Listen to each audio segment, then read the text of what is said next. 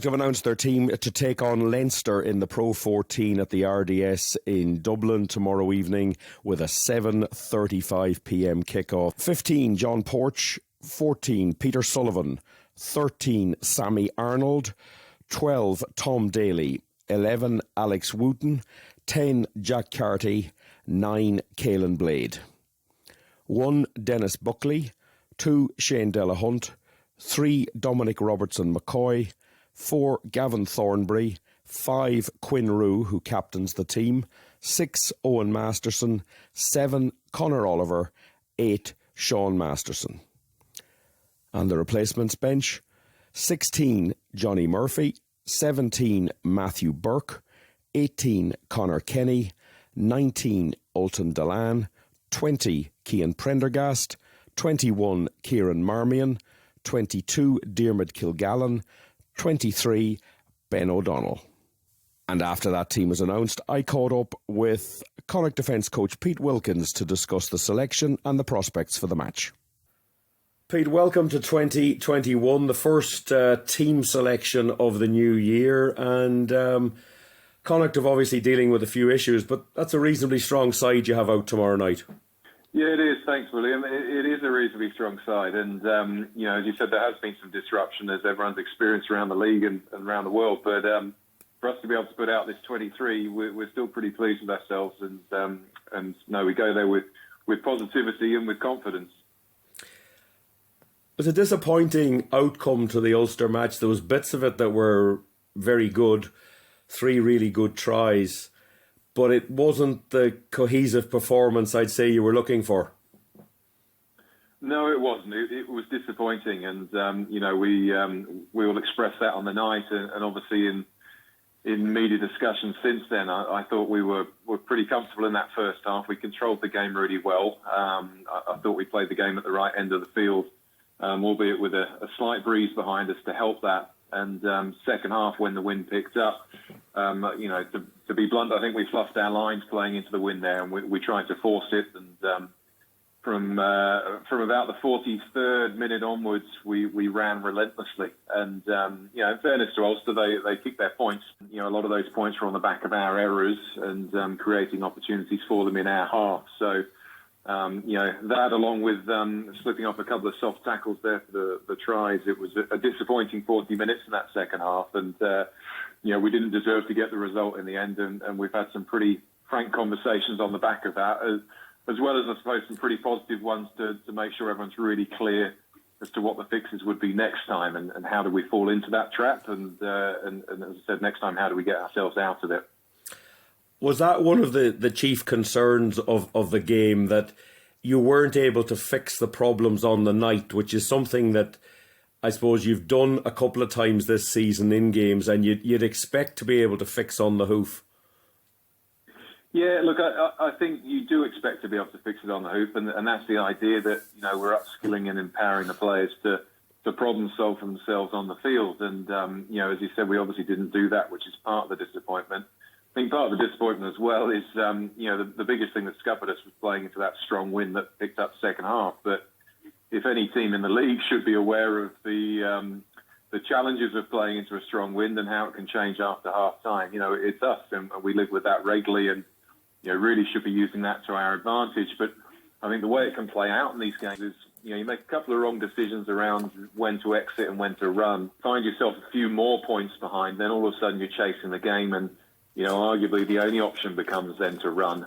Now, could we still have exited and just exited with contestable kicks, or gone a little shorter with our exits and tried to pressure them defensively? Because at that stage, the defence is working fairly well for us. But, we certainly could, and that's part of that problem solving and, I suppose, toolbox that we can use next time. But the players themselves said immediately afterwards they realised that they'd made a couple of poor decisions in terms of that game management.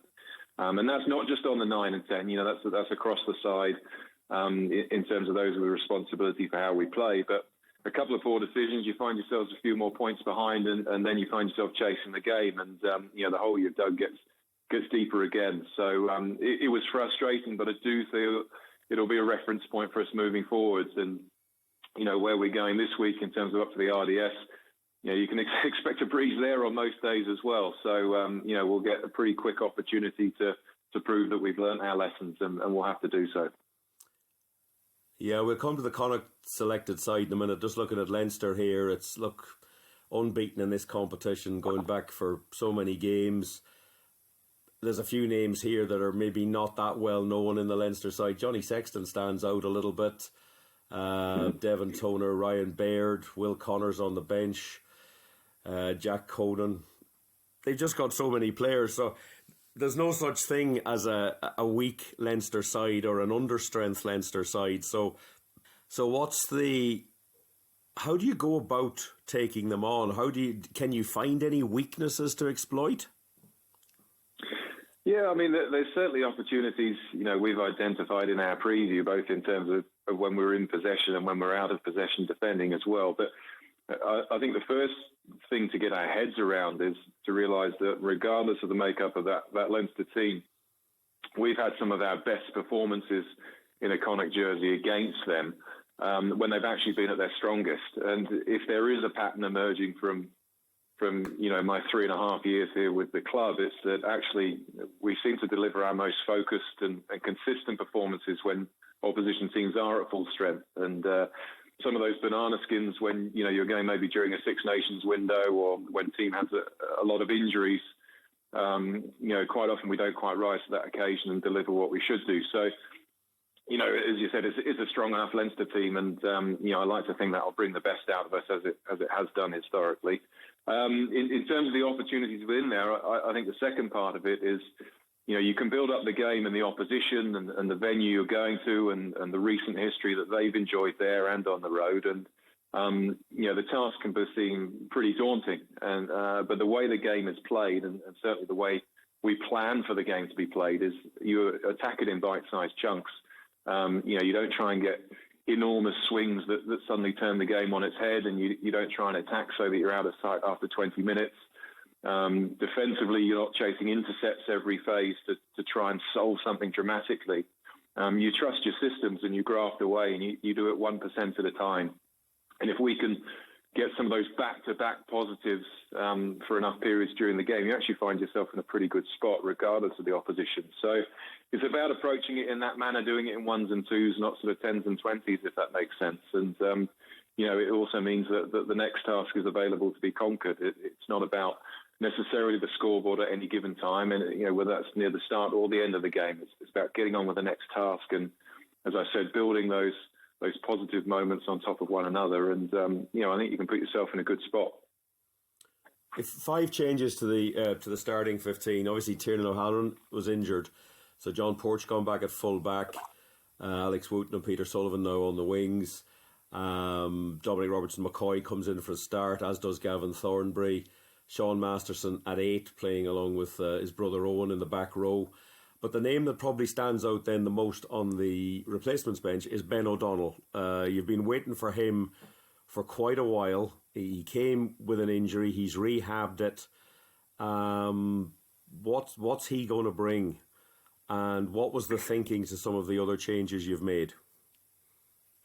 Yeah, well, look, in terms of Ben O'Donnell himself, we're thrilled. To have him available, initially, to actually have him, fully rehabbed and back to fitness and ready for selection, we're thrilled at that level. But we're equally thrilled with what we've seen from him, over the last few weeks on the training field. He's physically, he's got a presence about him. As well as being dynamic, obviously, with his sevens background, but he's a big man for a back three player, and brings a real sharpness and an X factor. He's a cool customer, and by that I mean he's very diligent. He asks some very smart questions, but doesn't seem to get fazed by the challenge, whether that's learning new plays, whether that's discussing opposition, or just trying to work his way into the team, into the 23 and then into the 15. So he can handle it, and we did actually discuss starting him for this game. And there's some players you'd say it might not be fair on them for their first cap to throw them straight into the 15 away at Leinster. But rest assured, we were pretty close to doing so with, as I said, the qualities he has and the form he's shown in training. So he'll start obviously initially off the bench and no doubt get an opportunity at some point, and then hopefully more and more over the coming weeks. So it's great for him and great for us. In terms of some of those other changes, you mentioned Dom Robertson-McCoy starting at tight head. We're building some nice depth there now. Obviously, Finley's been outstanding for us, but along with Jack Ainger and Connor Kenny, Dom's adding some real depth in that position for us. So he's earned his opportunity, and we've got full confidence in him there. And as you said, across the back line, there's still plenty of firepower and experience there as well. So, no, we feel confident going into this, and excited to, as you said, put right some wrongs from last week, but also show the world what we can do this week. You've also had some more COVID cases this week, which is becoming pretty much the norm now, and it takes a little bit of managing around this. I think there's been six positive tests. How disruptive is that, or are you becoming used to actually just having to deal with this and move on from it once you've satisfied the health authorities and Pro 14 Medical that the situation is correct and they've said yes, the game goes ahead? It's a good question. We have had some disruption with that, as has everyone, and I think really you can look at it at two levels. I think in the local level, and what I mean by that is changes to our team, whether that's who's available on the Monday when we sit down to discuss it, or whether that's a late change on a Friday, before or after captain's run. We've had changes forced on us at sort of all ends of the week. In terms of that, I think we've been pretty good as a group, as staff and as players, as just rolling with it. We expect it to happen. It's the state of the game and the state of the world at the moment, and you can't be fazed by that. You roll on to the next person. You trust the next player that's ready.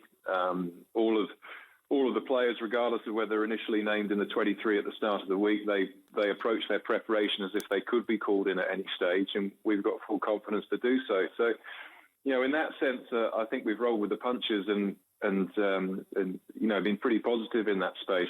The bigger challenge is probably just at that broader level, is whether games will actually go ahead. We had the Ospreys week where we actually finished captain's run before it was suddenly cancelled on us, and other teams have had similarly late cancellations. So I think that's probably the unsettling bit, is you doing all your work as you would do normally during the week, but any minute the phone might ring and say that the opposition aren't able to field a side, or heaven forbid, we get into that position. So that's probably the only worry that nags away in the back of everyone's minds. But you just have to park it, and you just have to crack on. And certainly when you do get a few cases within the squad, there's the knock-on effect of the close contacts who also get ruled out for sometimes 2 weeks.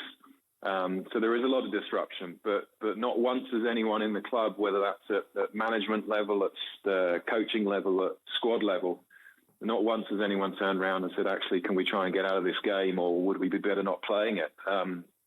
Everyone here is hungry for games, and they want to keep driving this club forward. So, the disruption, you take in your stride and crack on. And also during the week, Pete, the two rearranged games in February. So it's pretty intense now. You've got Munster next week, then Bristol away, then Racing at home, and then you get a week off, and then you're into a run of 7 games, 5 of which haven't been announced yet as to who you're playing or where you're playing. Is that a sufficient gap? Is that just too much rugby? I mean, a 1 week gap seems very little to me.